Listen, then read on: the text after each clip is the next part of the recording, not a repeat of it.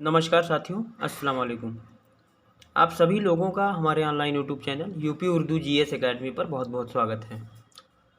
साथियों, जो आपका सिलेबस है उर्दू का जीआईसी का, उस सिलेबस के अनुसार तो मैं आपकी तैयारी करवा ही रहा हूँ। थोड़ा बहुत बचा हुआ है, वो भी कंप्लीट करवाऊँगा। साथ में जीएस का जो पोर्शन है, वो सभी स्टूडेंट्स के लिए फ़ायदेमंद है, क्योंकि जीएस सबके लिए अनिवार्य है। सभी लोगों के लिए जीएस अनिवार्य है, सभी लोगों को करना है। 40 नंबर का जो जीएस का पार्ट आएगा वो सभी लोगों को करना है। और इसीलिए मैं आपको जो पुराने पेपर हो चुके हैं जीआईसी के, पिछली बार हमने 2009 का करवाया था, उसके पहले 2018 का करवा दिए थे, उसके पहले 17 का करवाए थे। आज 2012 का, 2015 का भी मैं करवा चुका हूँ, आज 2012 का मैं करवाऊँगा। उत्तर प्रदेश जीआईसी प्रवक्ता परीक्षा 2012 सामान्य अध्ययन है ये, जो सभी बच्चों के लिए ज़रूरी है, चाहे वो जिस भी सब्जेक्ट से भरे हों जीआईसी में, क्योंकि जीएस का जो पार्ट है वो सबके लिए ज़रूरी है। तो इसमें आप देखेंगे कहाँ कहाँ से कैसे कैसे प्रश्न पूछे गए थे। देखिए, पहला प्रश्न है, थोड़ा सा बड़ा कर दें इसको ताकि दिखे आप सभी लोगों को।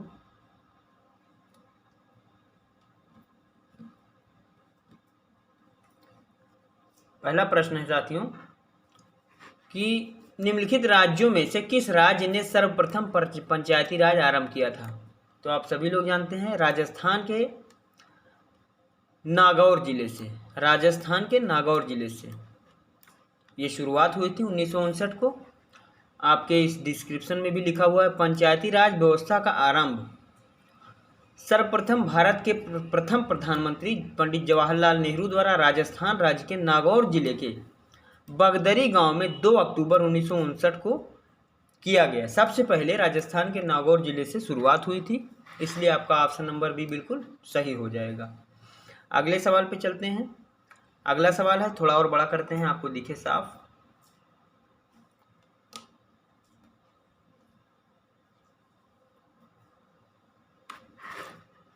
अगला सवाल है कि भारत में न्यायिक सक्रियता संबंधित है, किससे संबंधित है न्यायिक सक्रियता?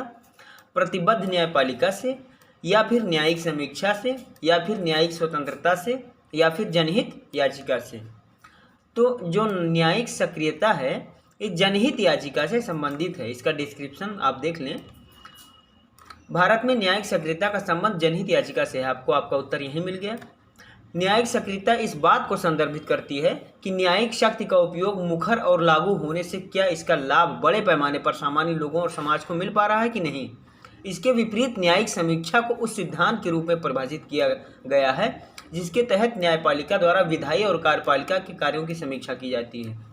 यहीं पर अगर न्यायिक समीक्षा पूछ लेता तो ऑप्शन यहाँ पे बदल जाता। चूंकि न्यायिक सक्रियता पूछा है तो जनहित याचिका हो जाएगा।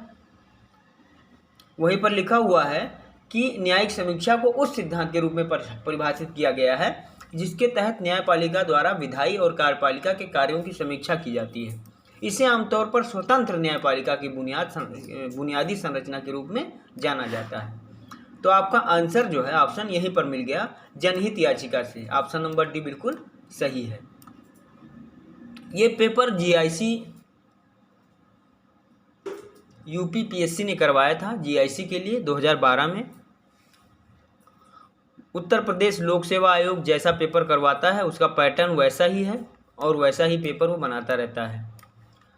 हालांकि 2018 के बाद से पीसीएस का पैटर्न थोड़ा चेंज हुआ है, लेकिन बाकी जो परीक्षाएं हैं यूपीपीएससी जो करवाती है उत्तर प्रदेश लोक सेवा आयोग, उसका पैटर्न वही है। देखिए अगला प्रश्न, संविधान में मौलिक कर्तव्यों को शामिल किया गया है। पूछ रहा है कि संविधान में जो मौलिक कर्तव्य शामिल किए गए वो कौन सी समिति की सिफारिश पर शामिल किए गए। पहला ऑप्शन है स्वर्ण सिंह समिति की सिफारिश पर, दूसरा है संथानन समिति की सिफारिश पर, तीसरा है शाह समिति की सिफारिश पर, चौथा है प्रशासनिक सुधार आयोग की सिफारिश पर। तो जो मौलिक कर्तव्य है साथियों, मौलिक कर्तव्य ये स्वर्ण सिंह समिति जो बनी थी, इसी की सिफारिश पर जो है जोड़ा गया। और कब जोड़ा गया? 1976 में जब 42वां संविधान संशोधन हुआ तब जोड़ा गया। ये इसका डिस्क्रिप्शन है, देख लीजिए। संविधान में मौलिक कर्तव्यों को सरदार स्वर्ण सिंह समिति की सिफारिश पर 42वें संविधान संशोधन 1976 द्वारा जोड़ा गया।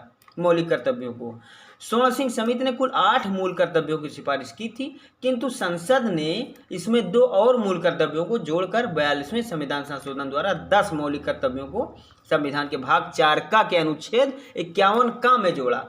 यहाँ से और क्वेश्चंस का आंसर आपको मिल जाता है। मौलिक कर्तव्य 10 हैं, किस अनुच्छेद में है, किस भाग में है, भाग 4 का में है, कौन से अनुच्छेद में, अनुच्छेद 51 का में है। वर्तमान में मौलिक कर्तव्यों की संख्या कितनी है? 11 है। 11वां मौलिक कर्तव्य 86वें संविधान संशोधन 2002 द्वारा जोड़ा गया। ठीक है, अब कौन कौन से मौलिक कर्तव्य हैं, ये छोटा क्वेश्चन है, ये कभी भी आपके परीक्षा में नहीं पूछा जाएगा, ये छोटे परीक्षाओं में पूछा जाता है। बहरहाल आगे चलते हैं।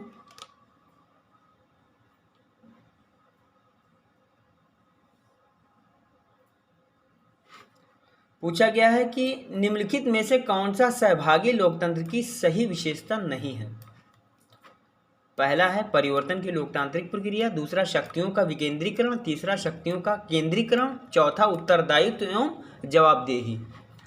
तो जो सहभागी लोकतंत्र की सही विशेषता है सहभागी, वो शक्तियों का केंद्रीकरण है, शक्तियों का केंद्रीकरण है। इसका डिस्क्रिप्शन जब आप पढ़ेंगे तो आपको सब समझ में आ जाएगा।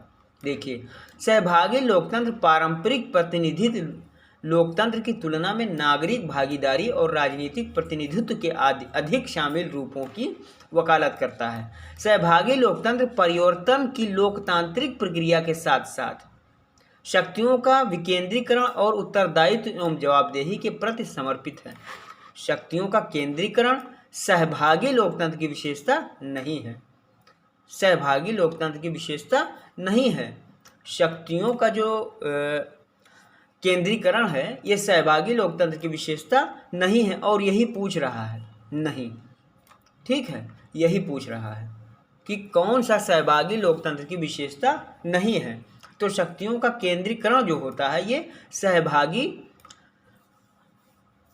लोकतंत्र की विशेषता नहीं है। बाकी परिवर्तन की लोकतांत्रिक प्रक्रिया, शक्तियों का विकेंद्रीकरण, उत्तरदायित्व एवं जवाबदेही, ये तीनों सहभागी लोकतंत्र की विशेषता है। बल्कि शक्तियों का जो केंद्रीकरण है ये सहभागी लोकतंत्र की विशेषता नहीं है, और नहीं जो है वही पूछ रहा है, इसलिए आपका ऑप्शन नंबर सी बिल्कुल सही हो जाएगा। अगला है, कह रहा है सुमेलित कीजिए सला झील, हेफलांग झील, लोनार झील और तलवारा झील। पूछ रहा है कहाँ कहाँ पे है, आप इसको सुमेलित कीजिए। कहाँ ऑप्शन, ये ऑप्शन दिया हुआ है, आपको सुमेलित करना है। ठीक है साथियों, तो जो सला झील है, सला झील आपका अरुणाचल प्रदेश में है। हेफलांग झील, ये हेफलांग झील जो है आपका राजस्थान में है, सॉरी असम में है। तो दूसरा और चौथा देखिए कहाँ पे है, दूसरा और चौथा सी में सही है। आप अगर 2 भी जानते हैं तो आपका सही हो सकता है, कम से कम 2 जानना चाहिए। तो साला झील कहाँ पे है? अरुणाचल प्रदेश में है। हेफलांग झील कहाँ पे है? असम में है। लोनार झील कहाँ है? महाराष्ट्र में है, जिसका अभी रंग गुलाबी हो गया था, आपने सुना होगा लोनार झील। फिर है तलवारा झील, ये कहाँ है? तलवारा झील राजस्थान में है। इस तरह से आप इसको सुमेलित कर सकते हैं। तो ऑप्शन आपका क्या हो जाएगा? दूसरा, चौथा, पहला और तीसरा। ये ऑप्शन नंबर सी, दूसरा, चौथा, पहला और तीसरा। ये इसका जो है डिस्क्रिप्शन भी दिया हुआ है। सला झील अरुणाचल प्रदेश, हेफलांग झील असम, लोनार झील महाराष्ट्र, तलवारा झील राजस्थान। तो अगले पेज पे चलते हैं। तो अगले पेज पे है साथियों, देखिए फरक्का के बाद गंगा नदी की प्रमुख धारा का नाम जाना जाता है। फरक्का के बाद गंगा नदी की प्रमुख धारा कौन सी है, वो किस नाम से जाना जाता है, ये पूछा गया है। पहला पद्मा, स्वर्णरेखा, भागीरथी और हुगली। तो मैं आप सभी को बता देना चाहता हूँ कि फरक्का के बाद गंगा नदी की जो प्रमुख धारा है वो पद्मा हो जाती है, पद्मा नाम उसका हो जाता है। डिस्क्रिप्शन में आप पढ़ेंगे तो सब समझ जाएंगे। देखिए, गंगोत्री ग्लेशियर में उद्गमित हुई भारत की सबसे विशाल सबसे विशाल नदी गंगा फरक्का बैराज के पास 2 भागों में विभक्त हो जाती है। दाएं भाग की सहायक नदी को हुगली के रूप में जाना जाता है, जबकि बाएं भाग अर्थात गंगा नदी के मुख्य भाग को बांग्लादेश में पद्मा के नाम से जाना जाता है। हमने आपको पढ़ाते समय क्लास में बताया था कि एक शाखा चली आती है पश्चिम बंगाल के तट पर, बाकी दूसरी शाखा चली जाती है बांग्लादेश में। तो ये जो शाखा चली आती है ये हुगली नदी है, और ये जो मेन शाखा है गंगा नदी की वो बांग्लादेश में जब जाती है तो इसको पद्मा नदी बोला जाता है। और यहीं पर आती है ये, इधर से ब्रह्मपुत्र नदी ऐसे अरुणाचल प्रदेश से होते हुए आती है, और दोनों ब्रह्मपुत्र और गंगा नदी का डेल्टा यहाँ बनता है। ठीक है, तो इस गंगा नदी को बांग्लादेश में पद्मा नदी बोला जाता है। तो वही बताया जा रहा है कि फरक्का बैराज के पास 2 भागों में, यही फरक्का बैराज है और यहीं पर 2 भागों में ये फरक्का बैराज यहाँ पर, यहीं पर 2 भागों में गंगा नदी विभक्त हो जाती है। यहीं पर फरक्का बैराज के पास 2 भागों में गंगा नदी विभक्त हो जाती है। तो एक तो हुगली हो गई और एक हो गई आगे चलकर बांग्लादेश में पद्मा। तो आपका आंसर यहीं पर मिल गया, पद्मा नदी।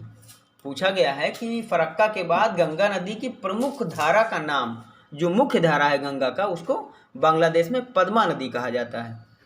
तो ऑप्शन नंबर ए बिल्कुल सही हो जाएगा। अगले सवाल पे चलते हैं।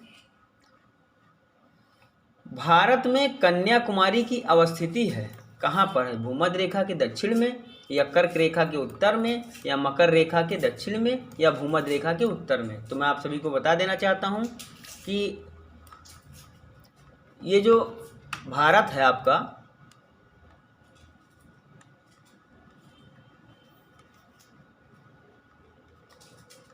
ये जो भारत है आपका, मान लीजिए ये भारत है, बीचों बीच से कर्क रेखा गई है और नीचे है विषुवत रेखा या भूमध्य रेखा। अब कन्याकुमारी यहाँ है और यही पूछ रहा है कि कन्याकुमारी की स्थिति कहाँ है। तो आप सीधे सीधे कह देंगे भूमध्य रेखा के उत्तर में, यही तो भूमध्य रेखा है और इसी के उत्तर में तो है ये कन्याकुमारी। तो इसलिए आपका आंसर डी बिल्कुल सही हो जाएगा। अगले सवाल पे चलते हैं। निम्नलिखित नहरों में से कौन अटलांटिक और प्रशांत महासागरों को जोड़ती है? तो 4 नहर दिए गए हैं, सुएज नहर, पनामा नहर, कील नहर और वेलैंड नहर। तो सबसे पहले आप डिस्क्रिप्शन पढ़ लें। अटलांटिक महासागर को प्रशांत महासागर से जोड़ने वाली नहर पनामा नहर है। यह मानव निर्मित एक जलमार्ग अथवा जलयान नहर है जो पनामा में स्थित है। तो आपका उत्तर मिल गया। जो पनामा नहर है वो नहर अटलांटिक महासागर को प्रशांत महासागर से जोड़ती है। आपका ऑप्शन नंबर बी बिल्कुल सही हो जाएगा। ये ऐसे प्रश्न हैं साथियों जो 2012 में जीआईसी की परीक्षा में पूछे गए हैं और आप अच्छे से समझ सकते हैं कहाँ से कौन कौन से प्रश्न पूछे गए हैं। इसीलिए मैं आपको पेपर करवा रहा हूँ। ऐसे ही अब जो है जीआईसी की परीक्षा तक प्रैक्टिस सेट मैं करवाता रहूँगा। अगले सवाल पे चलते हैं। कह रहा है सुमेलित कीजिए। सबसे चहेता प्रश्न है उत्तर प्रदेश लोक सेवा आयोग का, ये चहेता प्रश्न है। ऐसे प्रश्न जो होते हैं ना सुमेलित करवाने वाले, उत्तर प्रदेश लोक सेवा आयोग का ये पसंदीदा प्रश्न, ऐसे प्रश्न वो अक्सर पूछा करता है। केटूर प्रपात, जोहान्सबर्ग प्रपात, चैम्बरलेन प्रपात, गोगटा प्रपात कहाँ कहाँ पे है? कह रहा है सुमेलित कीजिए। तो ब्राज़ील, संयुक्त राज्य अमेरिका, न्यूजीलैंड, पेरू। तो इसमें से अगर आप 1-2 भी जानते हैं तो आपका काम हो जाएगा, आपका काम हो जाएगा। कह रहा है कि निम्नलिखित में से कौन सही सुमेलित नहीं है। इसका मतलब ये हुआ कि 3 तो सुमेलित हैं लेकिन 1 सुमेलित नहीं है। कौन सा सुमेलित नहीं है वही आपको ढूंढना है। इस नहीं शब्द को ध्यान में रखिएगा। जल्दबाजी में ये नहीं शब्द आप पढ़ते नहीं हैं और क्वेश्चन गलत हो जाता है। तो गोगटा प्रपात जो है ये पेरू में है, बिल्कुल सही है। चैम्बरलेन प्रपात न्यूजीलैंड में है, ये भी बिल्कुल सही है। जोहान्सबर्ग प्रपात संयुक्त राज्य अमेरिका में है। जोहान्सबर्ग आप सभी लोग जानते भी होंगे, नाम भी सुना होगा। लेकिन केटूर प्रपात ब्राज़ील में नहीं है, केटूर प्रपात ब्राज़ील में नहीं है, और यही पूछ रहा है कि कौन सा सुमेलित नहीं है। ऑप्शन नंबर ए बिल्कुल सही हो जाएगा। तो केटूर प्रपात कहाँ है? अगर ब्राज़ील में नहीं है तो कहाँ है? गुयाना में है। कहाँ है? गुयाना में है। केटूर प्रपात गुयाना में है। अगले सवाल पे चलते हैं। नाबार्ड के संबंध में पूछा जा रहा है कि निम्नलिखित कथनों पर विचार कीजिए। इसकी स्थापना 1982 में हुई। यह आरबीआई का सहायक नहीं है। प्रोजेक्ट के लिए धन विश्व बैंक तथा आईडीए से भी आता है। अब पूछ रहा है इसमें से कौन सही है, इसमें से कौन सही है और कौन गलत है। तो इसकी स्थापना कब हुई थी साथियों? इसकी स्थापना 1982 में ही हुई थी, 12 जुलाई 1982 में। देखिए 12 जुलाई 1982 में नाबार्ड की स्थापना हुई थी। इसके डिस्क्रिप्शन को आप पूरा पढ़ लेंगे तो आपको सब समझ में आ जाएगा।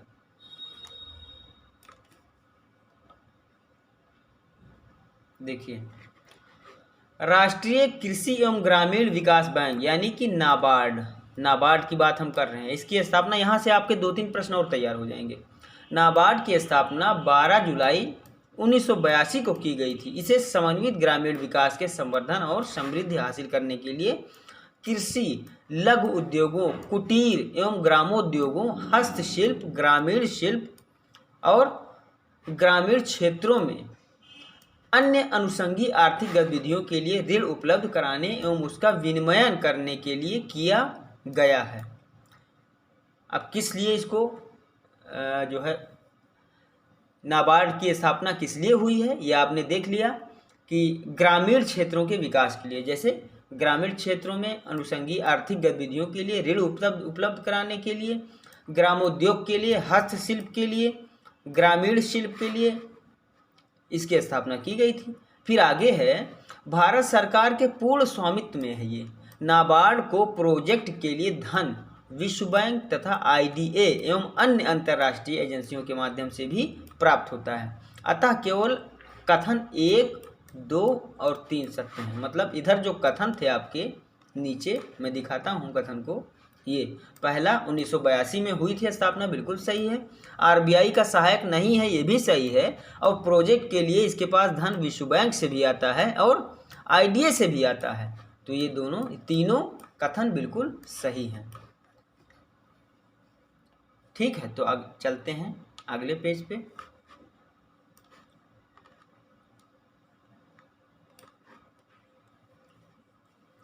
पूछा गया है कि भारत में निम्नलिखित राज्यों में से कौन सा राज्य खुली सिगरेट की बिक्री पर प्रतिबंध लगाने वाला प्रथम राज्य बना है।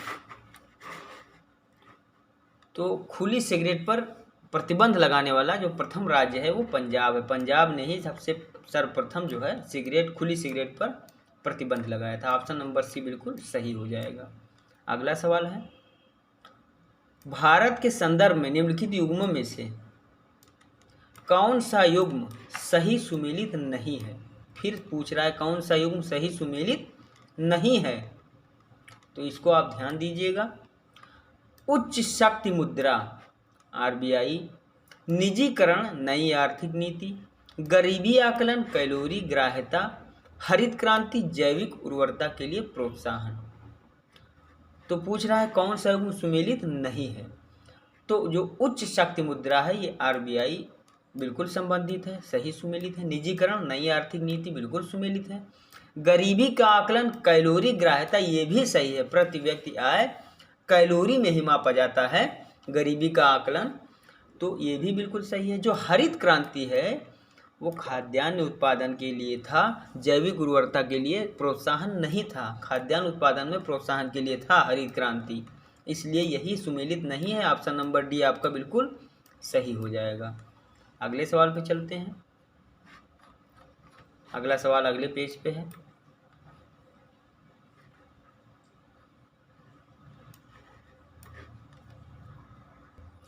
अगले पेज पे प्रश्न है साथियों कि महात्मा गांधी ने सत्याग्रह शस्त्र का उपयोग सर्वप्रथम कहाँ किया। महात्मा गांधी ने सत्याग्रह जो है इस शस्त्र का उपयोग सर्वप्रथम कहाँ किया। तो आप जानते हैं कि महात्मा गांधी ने सत्याग्रह जो है सबसे पहले, जब ये भारत नहीं आए थे उसके पहले दक्षिण अफ्रीका में किया था, इन्होंने सर्वप्रथम सत्याग्रह किया था दक्षिण अफ्रीका में। तो इसलिए आपका विकल्प नंबर सी बिल्कुल सही हो जाएगा। अगर आप चंपारण लगा देंगे तो गलत हो जाएगा, क्योंकि चंपारण सबसे पहले हुआ तो था, लेकिन ये भारत जब आए थे, ये भारत आने के बाद हुआ था भारत में, लेकिन भारत जब नहीं आए थे, ये दक्षिण अफ्रीका में उस समय थे, वहीं पर इन्होंने सत्याग्रह का प्रयोग कर डाला था। ठीक है, तो इसलिए पहला सत्याग्रह तो इनका दक्षिण अफ्रीका में ही हुआ। ऑप्शन नंबर सी बिल्कुल सही है। पढ़ लीजिए, महात्मा गांधी ने सत्याग्रह आंदोलन का उपयोग सर्वप्रथम दक्षिण अफ्रीका में शोषण, अन्याय एवं रंगभेद की नीति के विरुद्ध किया था। स्वदेश लौटने के बाद भारत को अंग्रेजों की गुलामी से मुक्त दिलाने के लिए महात्मा गांधी ने अपना पहला स्वदेशी सत्याग्रह आंदोलन चंपारण में भारत जब वापस आए थे तब हुआ था 1917 में, राजकुमार शुक्ल के निमंत्रण पर किया, जो किसानों के हित में किया गया आंदोलन था। फिर आगे चलते हैं। हाल ही में, ये तो 2012 के करंट अफेयर्स का क्वेश्चन है, इसको हम नहीं पढ़ेंगे। खिलाड़ी द्रोण वल्लीहरिका संबंध, ये भी जो है करंट अफेयर्स का ही प्रश्न है।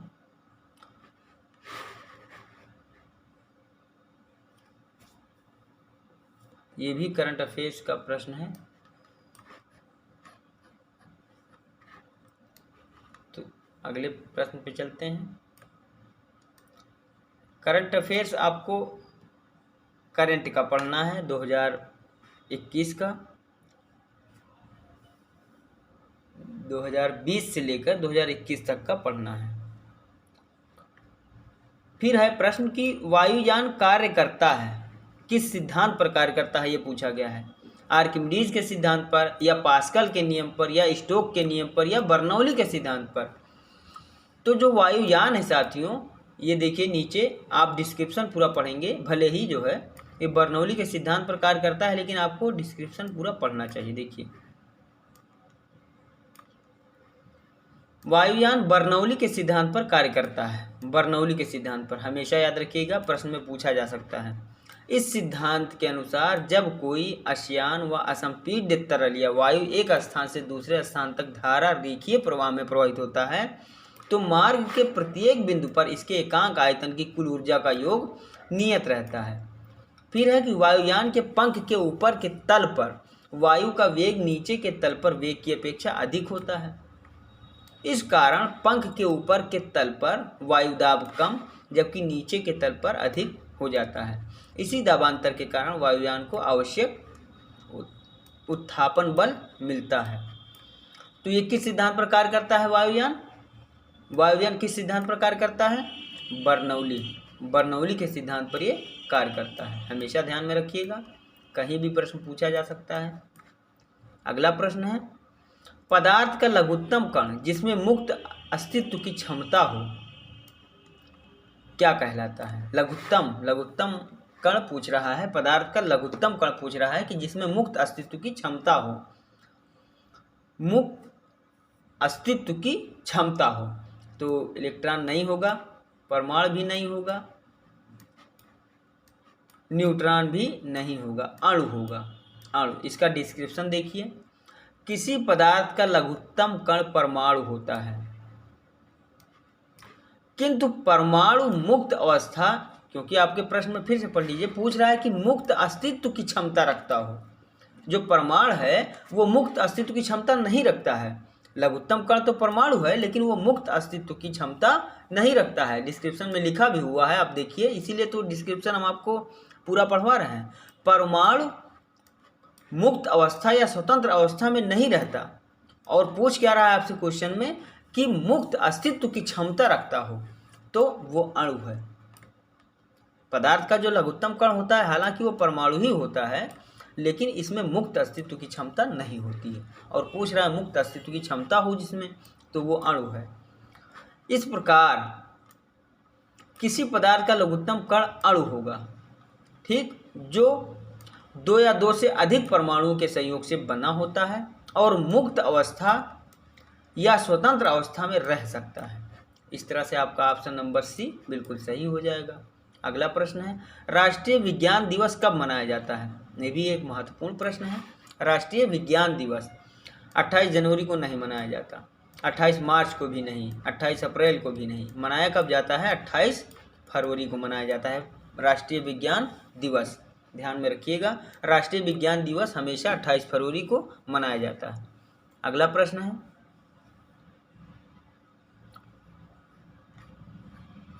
अगला प्रश्न अगले पेज पे है, चलते हैं अगले पेज पे।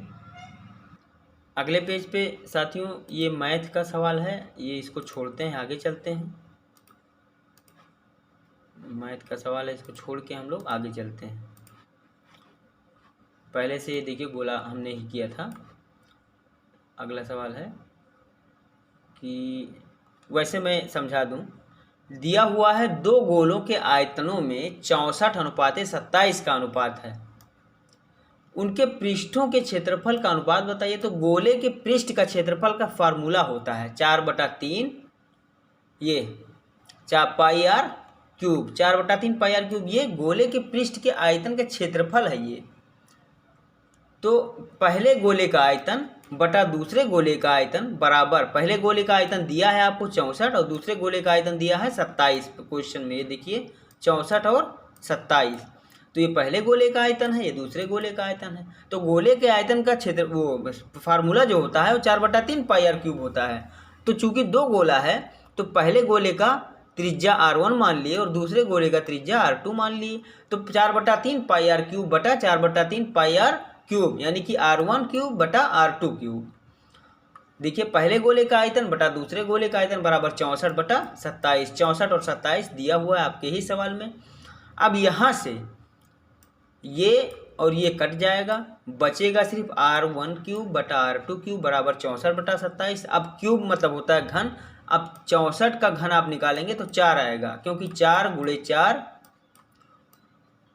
× 4, 4 चौक 16 चौका 64 होता है। तो 1 4 हम ले लेंगे, तो 1 4 ये हो गया और इसी तरह से यहाँ 27 का 1 3 हो गया, तो 4/3 आ गया। तो 4/3 जब आ गया तो एक तो R1 का मान है और एक R2 का मान है। अब गोले का पृष्ठ क्षेत्रफल, इसका फार्मूला होता है 4πr²। तो 4πr², पाई का मान 22/7 होता है, आप सभी लोग जानते हैं। पाई का मान रख दिया गया है, R1 का R2 का मान रख दिया है, ये R1 का मान ये R2 का मान दोनों रख दिया गया, फिर निकला है 16/9 यानी 16:9 आंसर हो गया। बहरहाल ये मैथ का क्वेश्चन था। चलते हैं अगले क्वेश्चन पे। निम्नलिखित में से कौन सी फसल उकठा बीमारी से प्रभावित होती है? उकठा एक बीमारी है जो हर फसल में नहीं लगती, किसी विशेष फसल में लगती है। तो अब 4 फसल दिए हुए हैं, कौन से फसल में उकठा बीमारी लगती है? तो जो अरहर का फसल होता है ना, उकठा बीमारी अरहर के ही फसल में लगती है। इस तरह से आपका ऑप्शन नंबर ए बिल्कुल सही हो जाएगा। चलते हैं अगले प्रश्न पे। आर्थिक एवं जैविक उपजों का अनुपात क्या कहलाता है? भूमि तुल्यांक अनुपात, या फसल सूचकांक, या बीज सूचकांक, या फिर कटाई सूचकांक? तो आर्थिक एवं जैविक उपजों का अनुपात जो होता है, ये आर्थिक एवं जैविक उपजों का जो अनुपात होता है, पूछ रहा है क्या कहलाता है।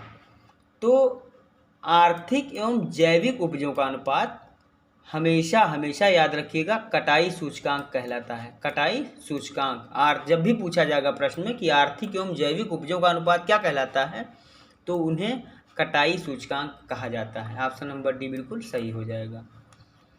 अगले प्रश्न पे चलते हैं।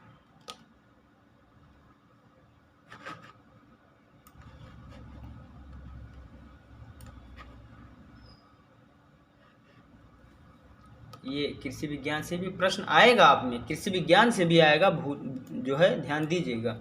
आधारीय बीज पैदा किया जाता है। आधारीय बीज है क्या, अभी बताएंगे आपको। नाभिकीय बीज से, प्रजनक बीज से, प्रमाणित बीज से, या उपर्युक्त में से कोई नहीं। तो आधारीय बीज प्रजनक बीज से पैदा किया जाता है। इसका डिस्क्रिप्शन आप देखिए। आधारीय बीज प्रजनक बीज से पैदा किया जाता है। प्रजनक बीज प्रमाणित बीज के सभी वर्गों का मूल स्रोत है। प्रजनक बीज आधारीय का वंशज है, जिसके नियंत्रण में आधारीय बीज पैदा किया जाता है, जो आनुवांशिक शुद्धता और विविधता की पहचान को बनाए रखता है। तो आपका आंसर यहीं से मिल जाता है।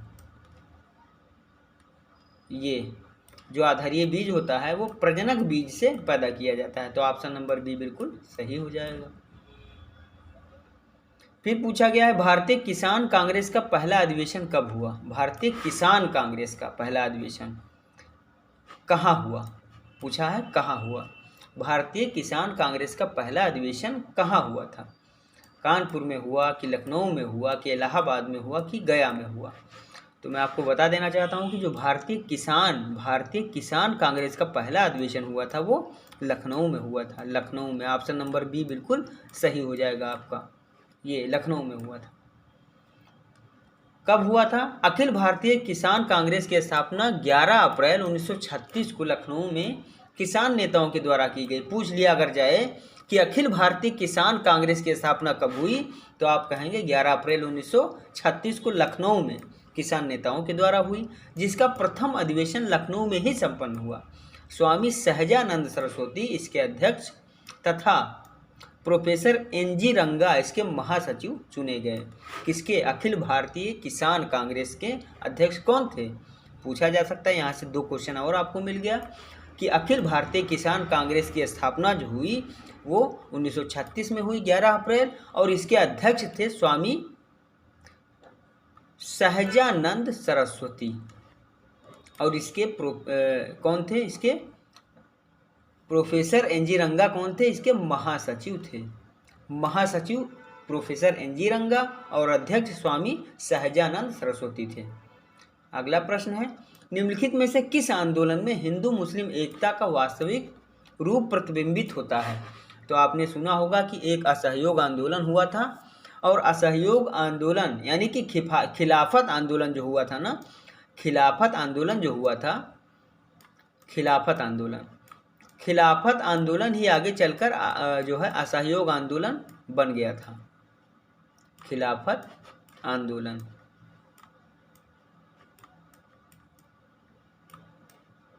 खिलाफत आंदोलन जो हुआ था, सही से लिख नहीं जाता है इस पे, जो खिलाफत आंदोलन, ये ऑप्शन नंबर सी बिल्कुल सही हो जाएगा। खिलाफत आंदोलन को ही असहयोग आंदोलन गांधी जी के द्वारा कर दिया गया था, इसीलिए कि हिंदू और मुस्लिम दोनों का सपोर्ट बराबर हुआ यहाँ पे असहयोग आंदोलन में।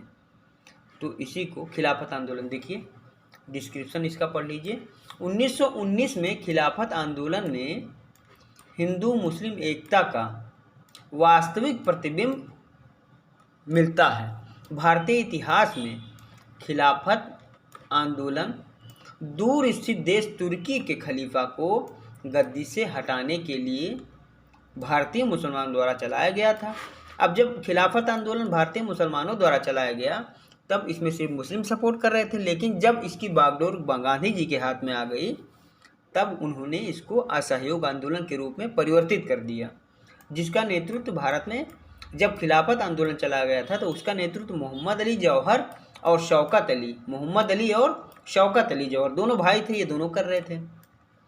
लेकिन चूंकि खिलाफत आंदोलन तुर्की के खलीफा को हटाए जाने के विरोध में था तो सिर्फ मुस्लिम लोग ही सपोर्ट कर रहे थे, लेकिन जब गांधी जी सहयोग में आ गए और गांधी जी के हाथों में इसकी बागडोर चली गई तब उन्होंने इस खिलाफत आंदोलन को असहयोग आंदोलन के रूप में परिवर्तित कर दिया और हिंदू मुस्लिम दोनों ने मिलकर इसका भरपूर सपोर्ट किया। तो ये आज का जो 30 प्रश्न था ये उत्तर प्रदेश लोक सेवा आयोग द्वारा 2012 में GIC प्रवक्ता परीक्षा के लिए GS पोर्शन करवाया गया था। तो पूरा वीडियो देखने के लिए साथियों बहुत बहुत धन्यवाद आपका, बहुत बहुत शुक्रिया।